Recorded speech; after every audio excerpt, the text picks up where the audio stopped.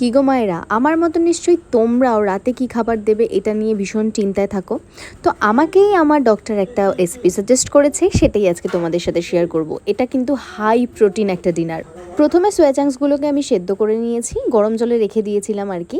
তারপরে খুব সামান্য একটু সর্ষের তেল দিয়ে আলুগুলোকে ভেজে নিয়ে সোয়াবিনের জল ছাড়িয়ে সেটাকেও ভালো করে ভেজে নিয়েছি।